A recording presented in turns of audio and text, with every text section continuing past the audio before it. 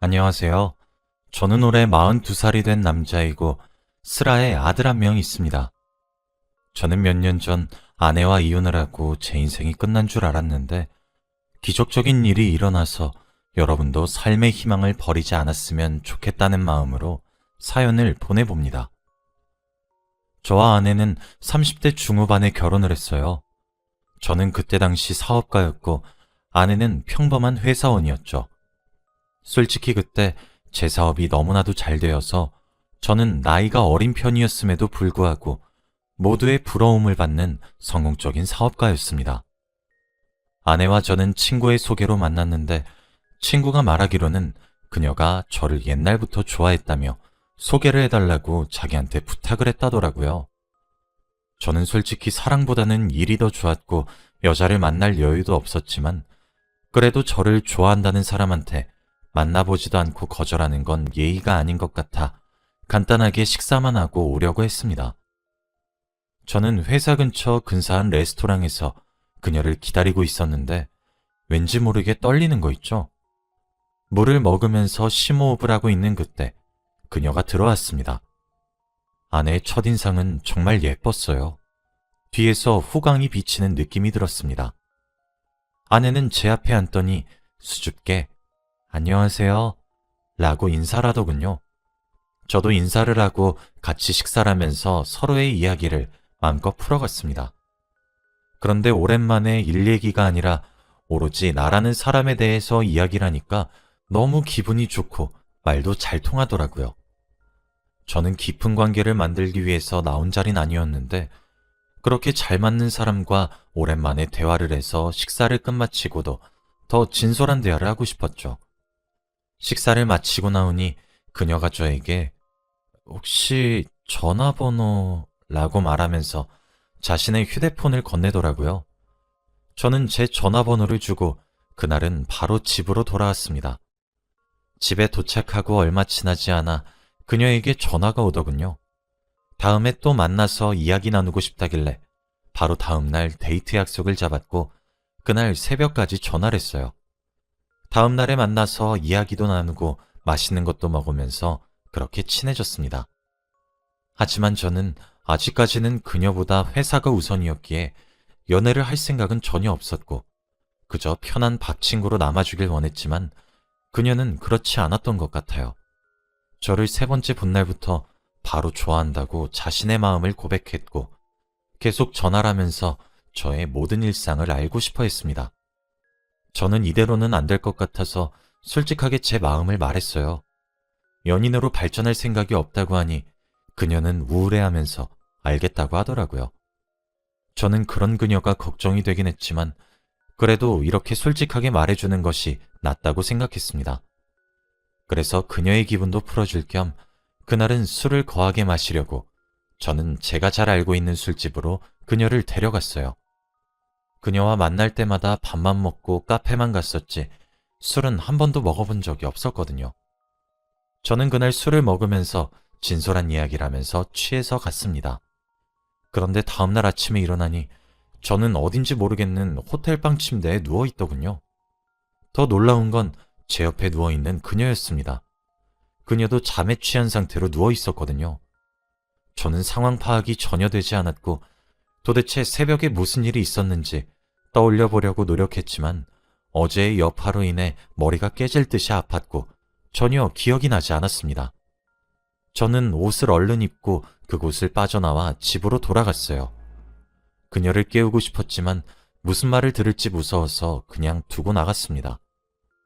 저는 집으로 돌아와서 수치를 해소하고 기억을 상기시켜 보았지만 제 기억으로는 절대 그녀와 그런 일은 없었어요.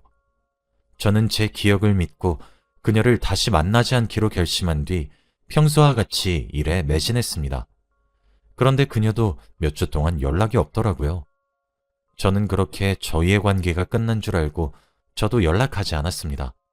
그런데 한 달 뒤 누군가 저를 찾아오더군요. 바로 그녀였습니다. 저는 비서에게 돌려보내라고 했지만 비서의 말로는 그녀가 제발 딱 한 번만 만나게 해달라고 사정사정을 한다고 하길래 어쩔 수 없이 그녀를 제 사무실에 들였어요. 그런데 그녀는 한동안 말이 없다가 테이블에 뭔가를 올렸는데 바로 임신 테스트기였죠. 두 줄이 명확하게 나 있었고 저는 멍하니 그것만 바라보고 있었습니다. 그녀는 이제 어떡할 거예요? 라고 한마디를 하더라고요. 솔직히 저는 그날 일 기억이 하나도 나지 않습니다. 죄송한 말씀이지만 제 아이가 맞나요? 무슨 소리를 하시는 거예요? 제가 여기저기서 꼬리 흔들고 다니는 여우 같나요? 그쪽밖에 없어요. 아, 그럼 어떻게 하시고 싶은지. 나을 거예요. 결혼해요, 우리. 저는 갑작스런 그녀의 말에 너무 당황스러웠지만 저도 제가 저지른 일에 책임을 져야 한다는 생각에 그녀의 말을 따르기로 했어요. 아내는 저희 집으로 짐을 다 옮겼고 그렇게 동거 생활을 했습니다. 결혼 전에 시댁분들 다 만나서 인사도 드리고 결혼식도 순탄하게 올렸어요.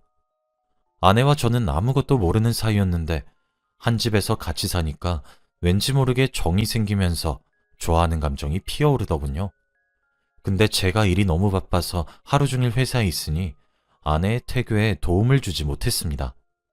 그래도 착한 아내는 괜찮다며 일 열심히 하라고 했고 저는 한도 없는 신용카드를 건네주며 여보 쇼핑 좋아하잖아. 이거 한도 없어. 마음껏 써. 라고 하며 아내의 기분을 풀어줄 수밖에 없었습니다. 그렇게 결혼 생활과 회사 일이 잘 흘러가고 있었는데 갑자기 회사 직원 중 한 명이 경쟁사로 가버리고 저희 회사의 정보를 다 빼내서 배신을 했어요. 그래서 저희 회사의 주가는 점점 떨어져 갔고 결국 부도가 나고 말았죠. 직원들은 한순간에 직장을 잃었고 저도 한순간에 빚만 3억이 되는 사람이 되었습니다. 그 직원은 단순히 경쟁사에서 월급을 더 올려준다는 조건에 올려서 저희 회사의 정보들을 다 가져다 준 것이더라고요. 그 직원 한 명 때문에 수많은 사람들이 일자리를 잃었죠. 저는 한순간에 빚쟁이가 되니까 세상이 다르게 보였습니다. 어제까지만 해도 호화로운 집에서 가정부가 해주는 밥과 럭셔리한 양복을 입고 비싼 시계를 찬 뒤 비서가 운전해주는 차로 회사에 출근했었는데 한순간에 원룸으로 와버렸죠. 아내는 저에게 이게 무슨 일이야 도대체? 라고 하면서 화를 냈어요. 입이 10개여도 할 말이 없었고 저는 그저 미안해 만 반복해야 했죠. 저는 어떻게든 생계를 유지해야 했기 때문에 아침 저녁으로 막노동을 뛰고 새벽에는 택배 상하차 일을 하면서 겨우겨우 먹고 살 정도로만 벌었어요. 그런데 아내는 아이가 5살이 되었는데도 일을 할 생각은 하지 않고 그저 저에게 돈 벌어와만 반복했습니다. 제가 같이 맞벌이를 하자고 해도 내가 왜? 라고 말을 하는 거 있죠. 애가 어릴 때는 애를 돌봐야 해서 안 된다고 했지만 애는 매번 장모님께 맡기고 자기는 맨날 나가서 돈만 쓰고 왔습니다. 그리고 애가 좀 크니까 아예 당당하게 왜 자기가 돈을 벌어야 하냐면서 여자는 집안일만 하면 된다고 하더군요. 그래도 저는 한 집안의 가장이니까 최선을 다해서 아내와 아이에게 책임감을 가지기로 했어요. 그런데 아내가 저에게 아침밥을 차려주지 않더라고요. 저에게 밥은 차려주지 않고 애한테만 차려주고는 쥐꼬리만 월급 벌어오면서 뭘 얻어먹길 바래? 라는 말을 했습니다. 그래도 이 집이 이 정도로 굴러가고 있는 것도 저 덕분인데 손가락 까딱하지 않는 아내가 그렇게 말하니까 화가 나더라고요. 그뿐만이 아닙니다. 저는 아내에게 한 달에 한 번씩 생활비를 주는데 아내는 부족하다면서 더 달라고 했고 맨날 퇴근하고 집으로 가면 택배 박스가 산처럼 쌓여 있었어요. 좁은 집에서 계속 쓸데없는 물건만 늘리니 집은 더 좁아졌죠. 그래서 제가 참다 못해 아내에게 처음으로 쓴소리를 했습니다. 여보, 이건 좀 아니지 않아? 여보가 돈을 벌어오는 것도 아니고 나 혼자 버는 것도 벅차. 우리 저축하면서 살자, 응? 이런 쓸데없는 물건 사는 것도 좀 고치고. 그리고 나 빚만 3억이야. 우리 아들한테 안 물려주려면 내가 다 갚고 죽어야 하는데 좀 도와줘, 어? 뭐? 도와줘? 그 빚이 내 빚이니?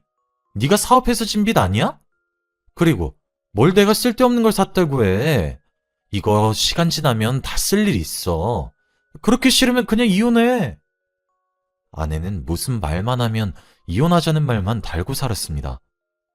그럴 때마다 저는 안 된다며 우리 아들 보고 다시 생각해달라며 매달리죠. 아내와 같이 돈 문제로 이야기를 시작하면 다툼은 항상 일어났고 아내는 제 말을 절대 듣지 않았습니다. 고치라고 해도 절대 안 고치죠. 그리고 며칠 뒤 장모님께서 연락이 오시더라고요. 그래서 장모님을 만나러 간 카페에 가서 장모님 앞에 앉았습니다. 그런데 앉자마자 장모님이 저에게 물컵에 담긴 물을 제 얼굴에 뿌리시더라고요. 저는 너무 당황스러웠죠. 장모님, 이게 무슨... 김서방, 미쳤나? 우리 딸 고생시키지 않는다며! 김서방이 우리 딸 인생 다 망쳐놓고 이래라 저래라 할 자격이 있나? 이렇게 한 집에서 같이 살아주는 것만으로도 감사해야지. 우리 딸 평생 손에 물 한 번도 안 묻히게 살게 해주긴다길래 그 집으로 시집 보낸 건데 어디서 남자가 말이야 살림하는 여자한테 명령질이야. 이럴 거면 우리 딸이랑 이혼해! 라고 하신 뒤 카페를 나가셨습니다. 저는 그때 너무 당황스럽더라고요. 장모님께 한마디도 못 해보고 저는 바로 일을 하러 가야 했습니다. 알고 보니 장인어른이 장모님으로부터 평생 남편 대접 못 받으면서 살아왔더라고요. 시부모님은 집안의 중요한 일은 다 장모님이 결정하셨는데 장모님은 외동딸인 아내한테만 신경 쓰지 장인어른에게는 전혀 관심이 없었고 장인어른은 무슨 일이든 발언권이 없다고 합니다. 저도 장인어른처럼 남편 대접을 못 받고 살 것 같더라고요. 그 뒤로 저는 아내가 뭘 사든 어떻게 하는 단 한마디의 잔소리도 하지 않았습니다. 그런데 아내는 제가 잔소리를 하지 않는 게 괜찮아서 하지 않는다고 생각하는 건지 점점 더 사치를 부리기 시작했고 하다 명품까지 당당하게 사들이더군요. 어느 날은 집에 들어가니까 못 보던 명품 가방이 눈에 띄었고 어디서 났냐고 물어보니 선물 받았다고 하는 겁니다. 분명 아내의 지인 중에서 이런 명품을 선물할 사람이 없지만 그래도 더 물어보면 장모님께 바로 고자질할까봐 그렇구나 하고 넘겼습니다. 그런데 날이 갈수록 집안에는 명품 물건들이 하나씩 늘어났고 아내도 점점 사치 부리는 가격의 정도가 커졌어요. 여보, 이것들 다 선물 받은 거 맞아? 아이, 맞다니까. 네 월급으로 이런 거 살 수 있을 것 같니? 네 돈 안 건드려. 카드 명세서를 보니 정말로 거액을 청구한 내용이 없어서 다행이라고 생각했어요. 그런데 어느 날부터는 제가 집으로 들어가도 대놓고 누구랑 전화를 하고 있고 문자를 하는 겁니다. 저는 아내가 씻고 있는 동안 휴대폰을 보니 남자였죠. 돈 많은 남자였습니다. 알고 보니 명품 선물은 그 사람한테 받았던 것이었죠. 저는 아내에게 이게 뭐냐면서 따지니 아내의 대답이 가관이었습니다. 돈 못 버는 게 남자니? 나도 우리 가정을 위해서 노력하는 중이야. 아내가 힘들면 행복하게 해주는 것도 남편의 도리 아니야? 나 지금 행복하니까 건들지 마. 라고 하면서 당당하게 그 남자의 전화를 받고 아이 오빠 거리면서 애교를 잔뜩 피우고는 그 남자를 만나러 집 밖을 나갔어요. 그리고 아내는 하루 종일 집에 오지 않았죠. 저는 자고 있는 어린 아들을 껴안고 펑펑 울었습니다. 정말 어떻게 해야 할지 모르겠더라고요. 아내는 당당하게 불륜을 저지르고 있고 빚은 줄어들 생각을 안 하니 5만 가지 생각이 다 들었습니다. 저는 다음 날 아들을 유치원에 보내고 낮부터 술을 마시기 시작했어요. 도저히 맨정신으로는 살 힘이 나지 않아서 술 기운을 빌리기로 했죠. 그렇게 술이 거하게 취하고는 저는 집으로 돌아가는 길에 복권 판매점이 눈에 띄더라고요. 평소에 저는 복권을 사는 돈마저 아깝다고 생각해서 한 번도 사본 적이 없는데 왠지 모르게 그날따라 사야 할 것 같았습니다. 그래서 술 냄새를 폴폴 풍기면서 복권 한 장을 샀죠. 결과가 나올 때까지 며칠이 걸렸는데 저는 기대감도 없이 일만 했습니다. 그렇게 며칠 동안 복권을 산 기억을 깜빡 잊은 채로 현생에만 집중했어요. 그런데 저는 토요일 저녁에 갑자기 지갑 속에 넣어둔 로또 종이가 생각이 났고 숫자를 확인해보니 제가 1등에 당첨된 게 아니겠습니까? 저는 눈을 씻고 다시 봐도 1등이 확실했고 상금은 무려 18억이었어요. 저는 이게 꿈인지 생신지 전혀 믿기지 않았죠. 그 돈이면 제 빚은 물론 평생 먹고 살 수 있을 정도의 돈이었으니까요. 저는 월요일 아침이 되자마자 은행으로 가서 당첨금을 수령하고 집으로 돌아왔더니 아내가 집에 있었습니다. 저는 당당하게 이혼을 하자고 요구했고 그녀도 이제야 나 풀어주는 거야? 라고 하며 굉장히 좋아하더라고요. 너 그 남자랑 살 거야? 아니, 그 남자 유부남이야. 그냥 돈 받아 먹으면서 지내는 거지. 너도 처음엔 돈 많아서 내가 찍잡된 건데? 날 사랑하긴 했니? 사랑했지. 너 말고 네 돈을. 저는 당당한 아내의 말투에 할 말을 잃었어요. 그렇게 저희 관계는 끝이 났고 아이는 제가 데리고 와서 키우게 되었습니다. 저는 제가 받은 당첨금으로 집도 새로 사고 모든 것을 다 새로 시작했답니다. 사업도 조그만하게 다시 시작했는데 한번 해본 경험이 있으니 승승장구하고 있죠. 그렇게 몇 년이 지났고 아들도 어느덧 많이 컸어요. 그런데 어디서 들었는지 아내가 제 이야기를 듣고 저를 찾아왔더라고요. 다시 합치자면서요. 저는 그런 그녀가 우습기만 했고 그 말에 대답을 할 가치가 없었습니다. 아내는 그 남자에게 꽃뱀이라고 배신을 당해서 있는 돈 없는 돈 하며 다 뜯겼고 그 남자의 아내한테 고소까지 당해서 위자료까지 내야 한다고 하더라고요. 결국 또 돈 때문에 저를 찾아온 거죠. 저는 절대 안 된다며 다시는 찾아오지 말라고 내쫓았습니다. 그런데 원래라면 며칠 동안 집착할 아내가 정말로 다신 안 오더라고요. 저는 다행이다 싶었고 다시 일상으로 돌아왔죠. 그런데 며칠 뒤 제가 퇴근을 하고 집으로 왔는데 저희 아들이 갑자기 진지하게 저를 앉히더니 아버지, 제가 사고를 쳐서 그런데 합의금 5천만 원이 필요해요. 라는 말을 하는 게 아니겠습니까?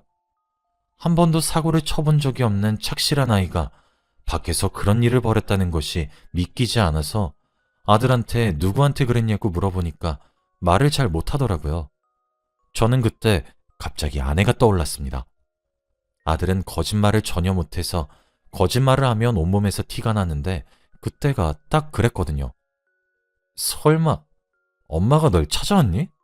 라고 물어보니 아들이 몇 분 뜸을 들이다가 네 라고 했습니다. 제게 찾아오지 않았던 이유가 바로 아들을 찾아갔기 때문이었죠. 아내는 5천만 원이 필요했고 아들이 달라고 하면 제가 줄 줄 알고 개인적으로 찾아가서 거짓말을 부탁했던 겁니다. 진정으로 그게 부모의 모습이 맞나요? 저는 너무 화가 나서 아내를 저와 아들에게 접근 금지 가처분 신청을 했고 절대 저희 근처에 얼씬도 못하게 했습니다. 그렇게 하니 저희 아들도 안심하더라고요. 그렇게 저는 지금까지도 아내의 얼굴을 단 한 번도 본 적이 없어요. 살았는지 죽었는지도 모릅니다. 아들도 엄마를 본 적이 없다고 해요. 여러분, 정말 사람 인생 아무것도 모릅니다. 평생 돈 많은 채로 살 줄 알았던 저도 한순간에 빚쟁이가 되었고 한순간에 로또 때문에 부자가 되었어요. 그런데 확실히 알아차린 게 사람이 밑바닥을 보이니까 사람이 걸러지더군요. 제가 만약 빚쟁이가 되지 않았더라면 아내의 속내를 전혀 모르고 살았을 것 같아요. 그거 하나는 좋은 것 같아요. 제 이야기는 여기까지입니다. 들어주셔서